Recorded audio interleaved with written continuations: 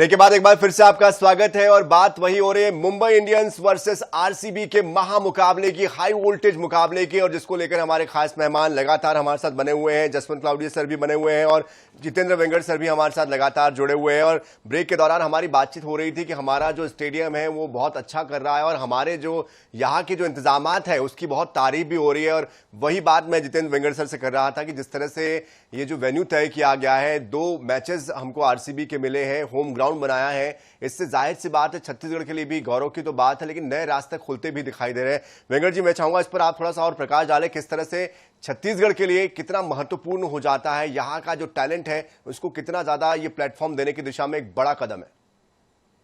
देखिए, ये बहुत बड़ा मतलब अवसर है छत्तीसगढ़ की टीम मतलब एसोसिएशन के लिए, क्योंकि अभी तक हमने देखा कि हम पिछले साल हमने 2 वनडे, एक वनडे और एक T20 मैचेस कराए, और उससे जो एक्सपीरियंस मिला, और मतलब ये एक अटकलें लगाई जा रही थी कि रायपुर में आईपीएल के मैचेस क्यों नहीं होते हैं। तो उसका सबसे इम्पोर्टेंट पार्ट ये होता है कि कोई फ्रेंचाइजी आपने रायपुर को अगर वो अपना होम ग्राउंड बनाती तभी यहाँ मैच हो सकते हैं, और आरसीबी ने यहाँ पे अपना होम ग्राउंड बनाया और 2 मैच वो यहाँ पे खेल रही है। और ये जो मैचेस हो रहे हैं, ये जो इंटरनेशनल मैच होते हैं और जो आईपीएल के मैचेस होते हैं, इसमें जितने भी आप देखेंगे कि इनका सपोर्ट स्टाफ सब वर्ल्ड क्लास के सपोर्ट स्टाफ है।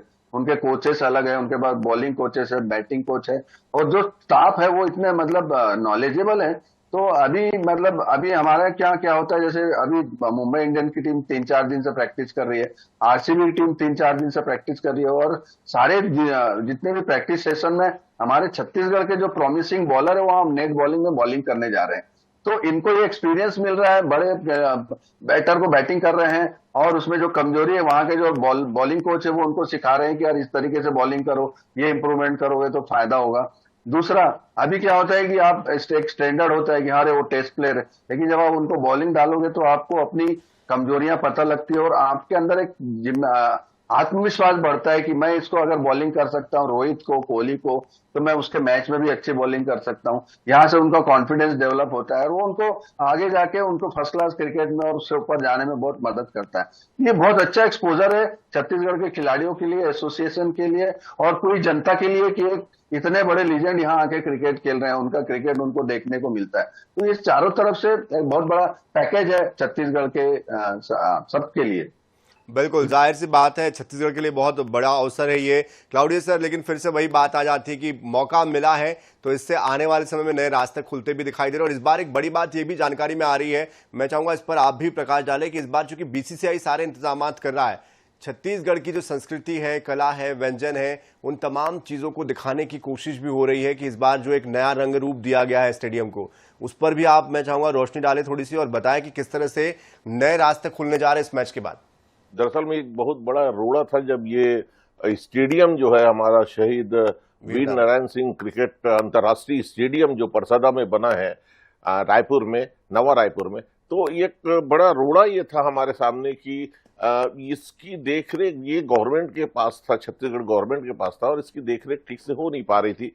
तो आखिरकार एक निवेदन जब भारतीय क्रिकेट कंट्रोल बोर्ड मतलब उसकी शाखा छत्तीसगढ़ ने इसको प्रस्तुत किया कि नहीं साहब, ये हमें आप दीजिए लीज पर और हम इसे देखेंगे, संवारेंगे, संभालेंगे। तो उसके बाद जब इन्होंने हैंड ओवर किया है, अपने पास लिया है इस मैदान को, उसके बाद निरंतर हम देख रहे हैं कि इसमें काफी बदलाव हुए हैं, रंग रोगन किया गया है, साफ सफाई की गई है।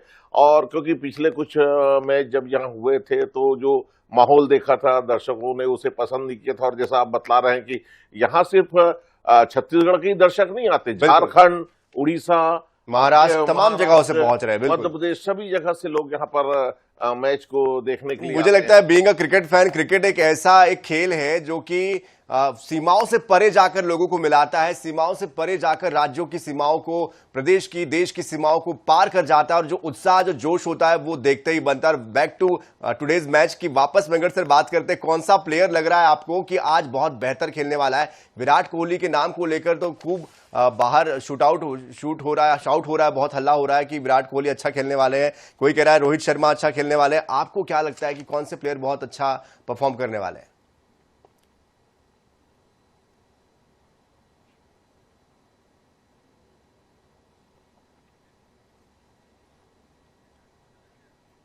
चलिए दोबारा से संपर्क साधने की कोशिश करेंगे, लेकिन वही सवाल आपसे भी है क्लाउडिया सर। आज मुझे लगता है कि रॉयल चैलेंजर्स बेंगलुरु की तरफ से विराट कोहली से जो उम्मीद की जा रही है, देवदत्त पडिक्कल बहुत अच्छा आज खेल सकते हैं।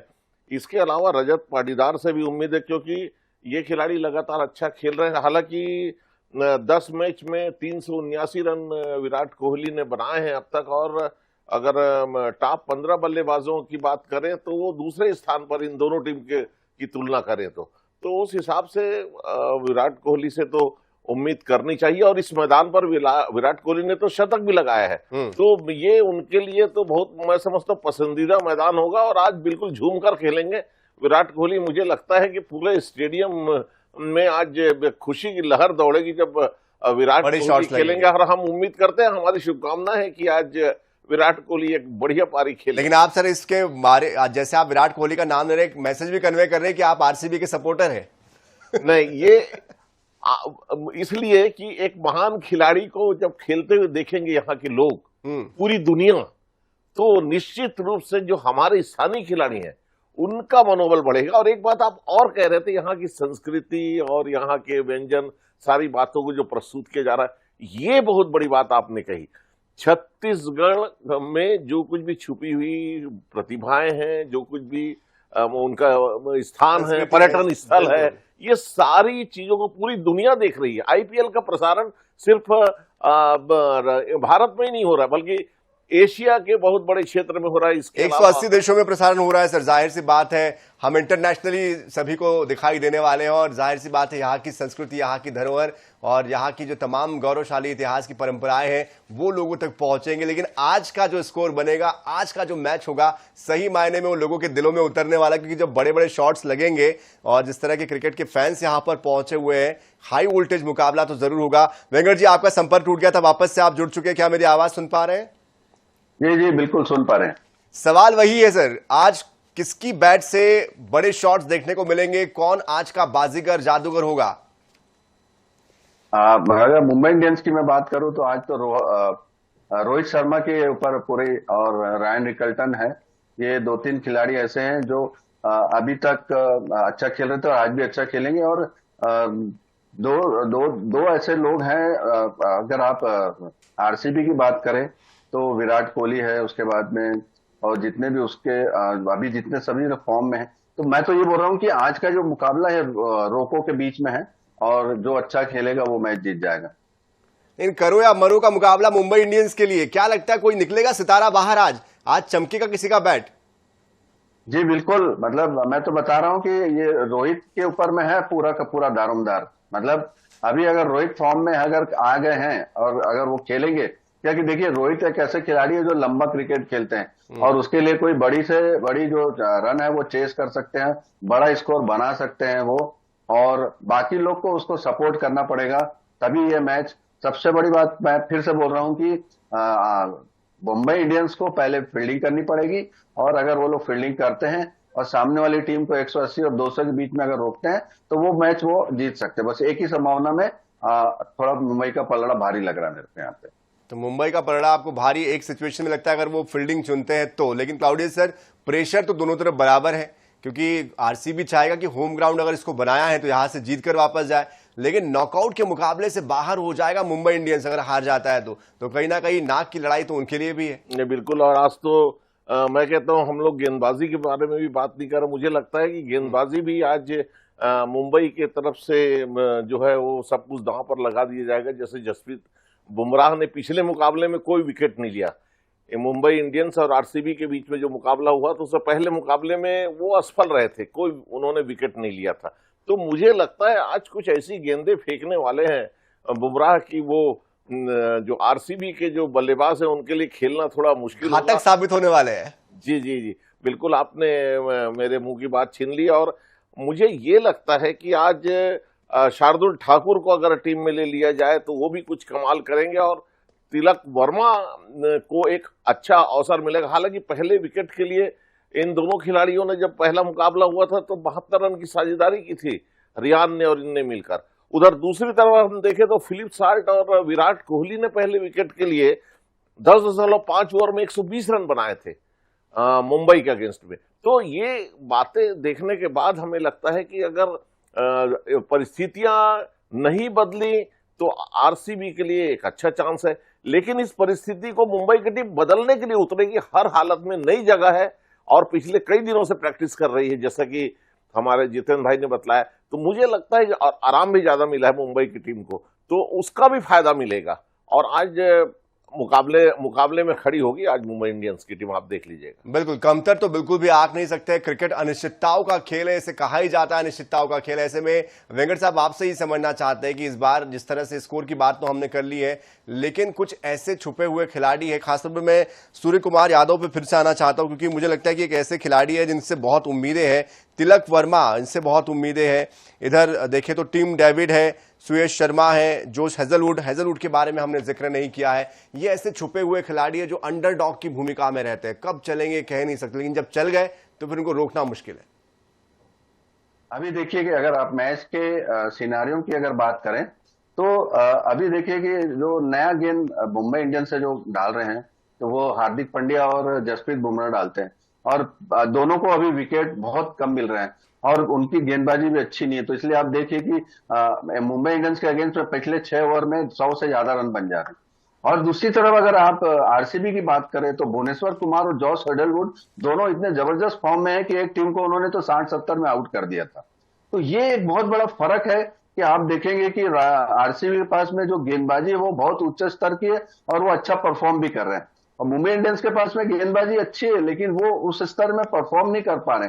दूसरी बात अगर आप देखेंगे मिडिल ऑर्डर में आरसीबी के पास में एक से एक बल्लेबाज है। चलिए इस बीच एक बड़ा अपडेट देते दर्शकों को, आपको बीच में रोक रहा हूं सर, माफी के साथ। आरसीबी ने टॉस जीता है, पहले गेंदबाजी को चुना है और अब मुंबई इंडियंस को बैटिंग के लिए आमंत्रित किया है। क्या कहेंगे? देखिए, हाँ, बहुत सही निर्णय लिया है।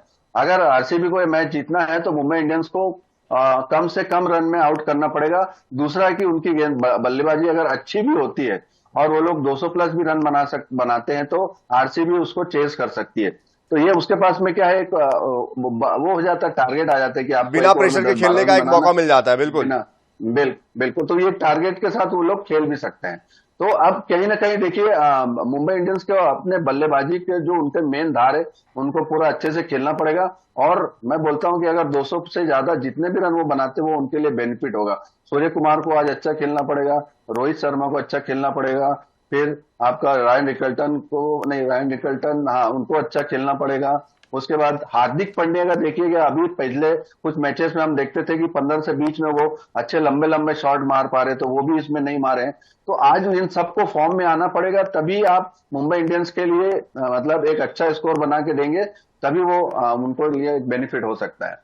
बिल्कुल, जाहिर सी बात है। जसवंत जी, आप कैसे देखते हैं इसको? अगर पहले आरसीबी ने फील्डिंग चुनी है, कितना उनके लिए पॉजिटिव दिखाई देता है ये उन्होंने बिल्कुल अपनी रणनीति के अनुसार ऐसा किया है, क्योंकि मैंने आपसे कहा वैसे भी वो एक लंबे विश्राम के बाद खेलने के लिए मुंबई की टीम आ रही है, तो वो जो गैप हुआ है और जो उन्होंने विश्राम लिया है, तो उसमें जो ये मानकर चला जा सकता है कि शायद उन खिलाड़ियों की प्रैक्टिस बहुत अच्छी है और एक लंबा स्कोर वो खड़ा कर सकते हैं। तो इनके पास आरसीबी के पास इतने अच्छे प्लेयर्स हैं, बैट्समैन हैं कि वो पीछा करने में कहीं कोई कमी नहीं करेंगे। तो एक चैलेंज को उन्होंने स्वीकार किया है। हालांकि पिछली बार पहले उन्होंने बल्लेबाजी की थी और मैच को जीता था, लेकिन इस बार वो इस क्रिकेट की यही खूबी है कि ट्रायल भी करते हैं और ऐसा अवसर भी आता है, तो चाहे पहले बल्लेबाजी करें या चाहे पहले गेंदबाजी करें, ये है कि अगर आप में भरोसा है, कॉन्फिडेंस, शुरुआती दौर में अगर अच्छा खेलते बिना प्रेशर में आए तो शायद बड़ा स्कोर खड़ा कर पाएंगे, क्योंकि ट्रेंट बोल्ट और रोहित शर्मा शुरुआती बल्लेबाज है, उसके बाद सूर्य कुमार यादव है, क्विंटन डी कॉक है और केशव महाराज है। तो यहाँ पर जितेंद्र वेंकट जी, कौन से प्लेयर्स कितने बड़े शॉट्स अगर लगाते हैं, क्योंकि हमारे यहाँ का ग्राउंड भी बहुत बड़ा है, कितना मुश्किल होगा ये बड़े शॉट्स लगाने के लिए? और जिस तरह से शुरुआती दौर में एक होता है कि पिच जो होती है वो सपोर्ट करती है बैट्समैन को, क्या लगता है कि 5 से 10 ओवर के बीच कितना स्कोर कर लेना चाहिए कि आगे आने वाले जो प्लेयर्स हैं उनके लिए थोड़ी आसानी हो जाए? देखिए, अगर आपको बड़ा स्कोर करना है तो हमारे यहाँ की पिच वो शुरू से आखिरी तक बहुत अच्छी रहती है। वो बैट्समैन फ्रेंडली विकेट है, आप इसमें बहुत रन देख सकते हैं। और अगर आपको बड़ा स्कोर करना है अगर मुंबई इंडियन को, तो पिछले जो पहला पावर प्ले 6 ओवर का, उसमें इनको अच्छे से यूज करना पड़ेगा। उस पावर प्ले में अगर वो 70-80 रन बनाते हैं, तभी आप सोच सकते हैं कि हम 200 प्लस बनाएंगे। अगर इसमें अगर वो रन नहीं बनाएंगे तो फिर वो 200 रन बनाने की संभावना खत्म हो जाती है। तो कहीं ना कहीं दोनों को, रोहित शर्मा और रायन रिकल्टन को, ये 6 ओवर जो है उसको अच्छे से यूज करना पड़ेगा। और उसके बाद में बीच में जितने भी सूर्य कुमार यादव है, तिलक वर्मा है, उसके बाद में हार्दिक पांड्या है, इनको उसको अच्छे से एक लंबे स्कोर में लेके जाना पड़ेगा। अगर वो आप 180 से ऊपर रन बनाते हैं, तभी आप ये कर सकते हैं कि जीतने की संभावना थोड़ी रहेगी, क्योंकि बड़े स्कोर बनाने हैं। विकेट अच्छा है, ग्राउंड इतना बड़ा नहीं है, 60-70 यार्ड ही है, और जो हर जगह होता है। और आज की आप देख लीजिए, विकेट अगर अच्छा है और सब वाइड बॉल में, बैट में अच्छा बॉल आता है तो दूर दूर ही जाता है। तो आप यहाँ पे आप देखेंगे छक्के वगैरह ज्यादा देखने को मिलेंगे, और बहुत अच्छा एक हाई वोल्टेज मुकाबला। मैं आपको बता रहा हूँ 200 प्लस रन बनेंगे और सामने वाले भी उसको चेस कर देंगे, उसको इस तरीके का मुकाबला देखने मिलेगा। विकेट नहीं खोना पड़ेगा और बड़े शॉट्स, जिस तरह से बात हो रही क्लाउडियस सर, बड़ा ग्राउंड तो है हमारा, लेकिन बड़े शॉट्स लगाने के लिए कैपेबिलिटी भी उतनी होनी चाहिए, क्योंकि हायर रिस्क होता है बड़े शॉट्स लगाने के लिए। और जो प्लेयर्स हैं, बड़े बड़े तो प्लेयर्स हैं, लेकिन क्या वो लगा पाएंगे? और क्या लगता है 5 से 10 ओवर के बीच कितना स्कोर खड़ा करना जरूरी है ताकि वो प्रेशर में ना आए? नहीं, मैं समझता हूँ कि जो भी टीम है, अगर वो इस मुकाबले को जीतना चाहती तो 5 से 10 ओवर के बीच में कम से कम 80 से 90 रन उन्हें बनाने चाहिए। और विकेट भी अगर ना खोए तो वो ज्यादा अच्छा है, लेकिन 2 विकेट से अधिक अगर 100 रन बना पाते 10 ओवर में, तो ये बहुत अच्छा होगा। और इस मुकाबले में यही है कि बल्लेबाज जो है, जो आप बोल रहे हैं चौके और छक्के की बात है, तो वो गेंद को समझकर खेलना ज्यादा बेहतर है, रन निकालना ज्यादा बेहतर है। पर इस पर इसकी चौका या छक्का जाए, क्योंकि इस मुकाबले में हम देखेंगे कि खिलाड़ियों ने बहुत अच्छी फिटनेस बनाकर रखी पूरे टूर्नामेंट के दौरान। काफी लंबी दूरी से दौड़ते हैं, कैच कर लेते हैं गेंद को, काफी कोचेस ने मेहनत की है, फिटनेस बनाकर रखा है खिलाड़ियों ने। तो हवा में अगर आप बार बार गेंद को उछाल रहे हैं तो ये भी एक ट्रेंड समझ में आ जाता है, उससे नुकसान भी होने की संभावना है। लेकिन ये सब कुछ निर्भर करेगा गेंदबाजी के ऊपर कि आपकी गेंदबाजी कैसी जा रही है, उसको किस ढंग से खेलना चाहिए, स्कोर को कैसे बनाकर चलायमान रखना है आपको। रोहित शर्मा के आने से मुझे लगता है, जैसे आज जो निर्णय लिया गया है पहले गेंदबाजी का आरसीबी के द्वारा, तो रोहित शर्मा के टीम में आने का मुझे लगता है कि एक बहुत बड़ा फर्क पड़ा है इस समय। और डिकॉक को अगर टीम में लेते हैं तो मैं समझता हूं कि एक बड़ा रोचक मुकाबला होगा, और जो स्कोर हम लोग सोच रहे हैं 200 के आसपास का, वो जाने की संभावना बनती है। बिल्कुल, लेकिन ये जो बदलाव हुआ है इसको कैसे देख रहे हैं आप, जितेंद्र वेंकट सर? क्या बदलाव हुआ है? रोहित शर्मा को लिया जा रहा है, और जिस तरह से रॉयल चैलेंजर्स की टीम है, उन्होंने टॉस तो जीत लिया है, लेकिन आगे की स्ट्रेटेजी क्या लगता है आपको, क्या होनी चाहिए? पहले किस तरह की बॉलिंग होनी चाहिए, किस तरह से आगे के लिए एक रणनीति उन्होंने बनाई है, उसका क्या एक कोशिश हो सकती है उनकी कि उनको कम स्कोर पर रोका जाए? देखिए, ये एक बहुत बड़ा मुकाबला आप देख सकते हैं कि जो आरसीबी के बॉलर है, भुवनेश्वर कुमार है, हेजलवुड है, उनको जो मुंबई के सबसे अच्छे बल्लेबाज रोहित शर्मा और रायन रिकल्टन किस तरीके से खेलते हैं, ये बहुत बड़ा रोमांचक मुकाबला है। अगर आप इनके अगर रन बना लिए तो आप बड़ा स्कोर कर सकते हैं, और अगर इसमें अगर 1-2 विकेट जल्दी गिर गए तो ये कहीं ना कहीं आप देखेंगे 180-90 में ही रुक जाएगा। तो ये बहुत बड़ा रोमांचक मुकाबला होने वाला है। और रोहित शर्मा के आने से ये मतलब मुंबई रॉयल्स, आरसीबी भी थोड़ी प्रेशर में है, क्योंकि रोहित जिस तरीके से बल्लेबाजी करते हैं और जिस तरीके से उनका बल्ला जिस दिन चलता है, वो मैच को एक तरफा कर देते हैं। तो ये इसीलिए कि उन्होंने उनको सामने वालों को बैटिंग दे दिया कि कितने भी रन बनाए वो, अगर रोहित अच्छा भी खेलेंगे तो 180, 90, 200 बनाएंगे तो हम लोग बना लेंगे। जो इस तरीके से अगर बाद में ये लोग पहले बैटिंग कर लेते और बाद में रोहित शर्मा अगर अकेले मैच को जिता देते, तो फिर आरसीबी के लिए यही रह जाता कि अरे हम टॉस जीते और मैच उन लोग जीत गए। तो ये कहीं ना कहीं वो एक ये स्ट्रेटेजी है कि सामने वाली अगर टीम की बैटिंग अच्छी और बॉलिंग कमजोर है तो पहले उनको बैटिंग दे दो, बाद में उनकी बॉलिंग हम जितने भी रन चाहेंगे वो बना लेंगे। तो यही स्ट्रेटेजी पे अभी आरसीबी काम कर रही है, और मुंबई इंडियंस को अपनी बॉलिंग को बैक करना है तो कम से कम 200 प्लस रन बनाना पड़ेगा। बिल्कुल, मुंबई इंडियंस के कौन से प्लेयर लग रहा है आपको कि रॉयल चैलेंजर्स के लिए चुनौती बन सकते हैं?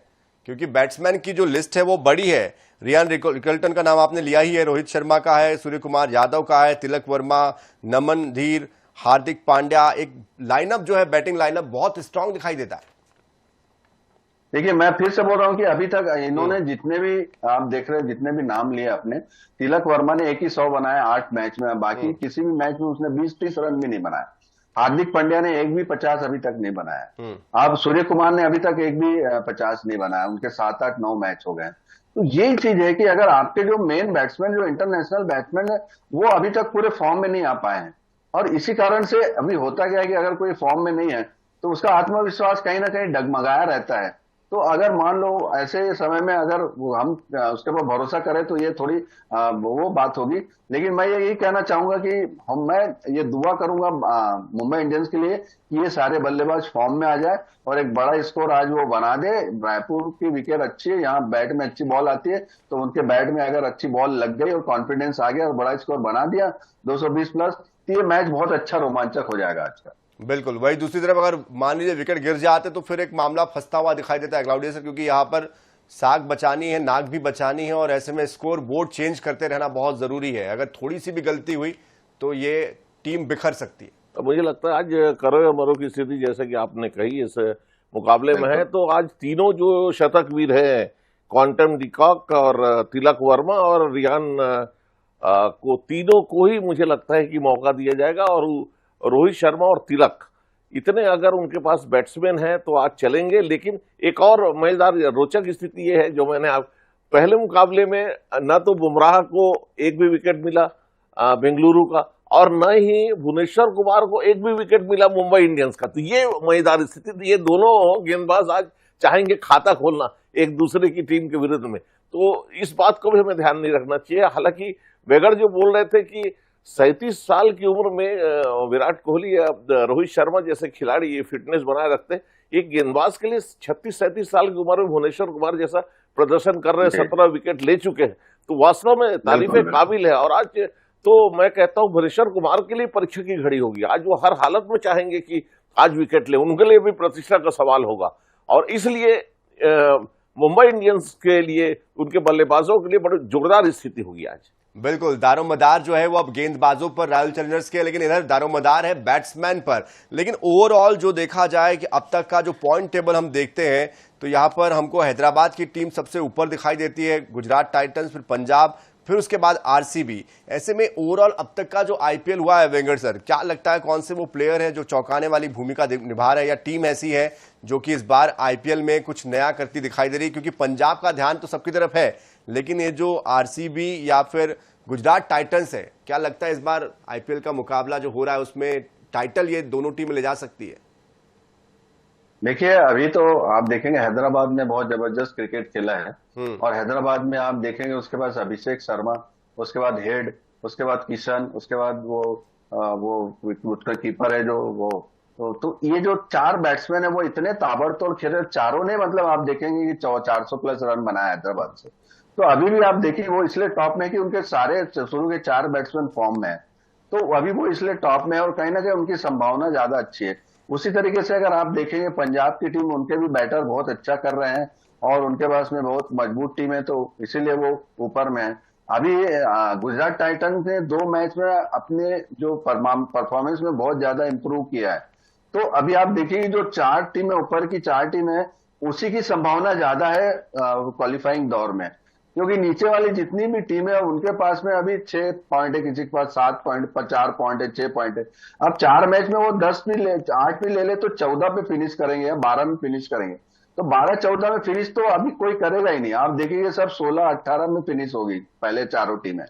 तो कई टीमों की संभावना, जैसे अगर मुंबई इंडियंस आज अगर ये टीम हार जाती है तो इनके पास 3 मैच बचेंगे और 3 में 6 पॉइंट होंगे, और 6-6 12 मैच, तो कहीं ना कहीं पहुंचते ही नहीं है वो।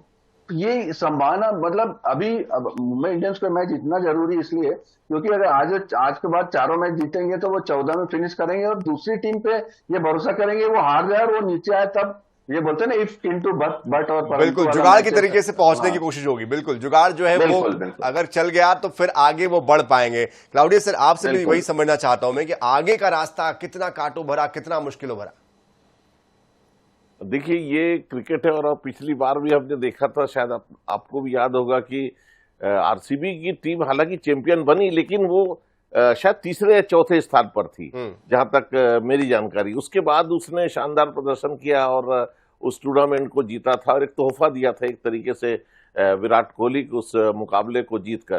तो ये क्रिकेट में का जो खेल है इसमें इतना अनियमित हो जाता है, उसके खिलाड़ियों का प्रदर्शन जो है वो कुछ इतना उतार चढ़ाव भरा होता है कि उसके परिणाम के बारे में आप पहले से कुछ सोच नहीं सकते। लेकिन अभी भी जो ट्रेंड चल रहा था उसके हिसाब से तो ऐसा लग रहा था कि यानी पंजाब, हैदराबाद और राजस्थान की जो टीम है लगभग क्वालिफाई करने की स्थिति में। लेकिन अब आज की स्थिति में आप देखिए कैसे परिवर्तन आया। पंजाब दूसरे स्थान पर आ गई, हैदराबाद पहले स्थान पर आ गई, उधर राजस्थान की टीम पीछे चली गई। तो ये थोड़ा सा भी और होगा हमें लगता है, क्योंकि हर टीम जो आपने बात कही ना कि हम जीतना चाहता है, हर टीम चाहता है विजेता बनना। तो जब हर टीम विजेता बनना चाहेगा, एक जुझारूपन रहेगा टीम के खिलाड़ियों के भीतर, उसमें चाहे गेंदबाज हो, चाहे बल्लेबाज हो, चाहे क्षेत्र रक्षक हो, जब सब मिलकर प्रदर्शन करते हैं, एकजुट होकर खेलते हैं, आपसी सामंजस्य से खेलते हैं, आपसी तालमेल से खेलते हैं, तो उसका परिणाम कुछ और होता है। इसलिए हम उम्मीद करते हैं ये जो 3-4 टीम है, हैदराबाद और आपका पंजाब और गुजरात टाइटंस भी हो सकता है और ये आपका बेंगलुरु, ये 4 में से कोई एक टीम को विजेता बनना चाहिए। बिल्कुल, लेकिन कांटे का मुकाबला किसके बीच होता दिखाई देता है वेंकट सर आपको? क्योंकि पंजाब भी लगातार अच्छा खेल रही है, गुजरात भी खेल रही है, आरसीबी का तो नाम चल ही रहा है और अभी एक नया ट्रेंड हम चल पड़ा है इस बार का आईपीएल। जब अगर आप देखते हैं उठाकर अब तक के जो मैचेस हुए हैं, 200 प्लस का जो स्कोर है, अब ये माना जाता है कि अगर 200 प्लस बनाए तो सम्मानजनक टीम है या सम्मानजनक स्कोर है, या फिर संभावनाएं मैच देखने की या जीतने की बढ़ जाती है। तो ये जो ट्रेंड चल पड़ा है, ये जो नए प्लेयर्स आ रहे हैं उनकी वजह से मानते हैं, या फिर लगता है कि अब प्लेयर्स इतने ज्यादा इसमें ढल चुके हैं, मंच चुके हैं, इतने धारदार हो चुके हैं कि अब उनको फर्क नहीं पड़ता? देखिए, आईपीएल जब स्टार्ट हुआ था तब हम देखे थे कि 140-50 रन बनने से कोई भी टीम सेफ हो जाती थी कि अरे हम जीत जाएंगे। 2008 की बात करेंगे, और उससे आज इस परिदृश्य में आप देखेंगे कि किस तरीके से क्रिकेट ने बदलाव लाया है और आईपीएल ने पूरे वर्ल्ड क्रिकेट को जिस तरीके से ये दिया है कि जो 200 रन पहले बहुत सेफ माने जाते थे, आज देखिए 264 रन भी चेस हो जा रहे हैं। ये सिर्फ और सिर्फ आईपीएल में हुआ है। तो आप देखेंगे ये फियरलेस क्रिकेट की बात मैं कर रहा हूं कि अब जितने भी नए बच्चे आ रहे हैं, चाहे अभिषेक हो, चाहे वैभव सूर्यवंशी हो, और किसी को भी देख लीजिए, वो फियरलेस क्रिकेट खेल रहे हैं। उनको कोई भी फियर नहीं है, उनको किसी बात का डर नहीं है। और जब आप बिना डर के खेलते हैं तो आपका एक आत्मविश्वास आता है और आप इस तरीके से खेलते हैं। अभी आपने देखिएगा ये मैच अभी चल रहा था सीएसके का, उसमें उर्विल पटेल ने 500 के स्ट्राइक रेट से रन बनाया, उसने 5 बॉल में 25 रन बना दिए उसने। ये ट्रेंड आ रहा है कि अब आप देखिए कि बिल्कुल अब एक नई लाइन सेट हो गई है सर, डर के आगे जीत है और वही आगे का विजेता भी है। बहरहाल समय मुझे रोक रहा है। बहुत शुक्रिया जितेंद्र वेंकट सर हमारे साथ जुड़ने के लिए। जसवंत क्लाउडिया सर आपका भी बहुत शुक्रिया हमारे साथ जुड़ने के लिए। तो देखिए, जीत उसे ही मिलेगी जो कि बिना डरे खेलेगा, जो कि बेझिझक होकर खेलेगा और जो कि लंबे लंबे और बड़े बड़े शॉट्स लगाएगा और जो बिना प्रेशर में आए अपनी टीम के लिए 100% नहीं बल्कि 1000% परफॉर्म करेगा। तो किसकी होगी जीत, इस पर हमारी नजर बनी हुई है। मैच बड़ा कांटेदार होने वाला है। पल पल के अपडेट्स सबसे पहले आप तक पहुंचाने की पूरी कोशिश करेंगे। ताजा खबरों के लिए, अपडेट्स के लिए आप बने रहिए INS 24/7 के साथ। नमस्कार।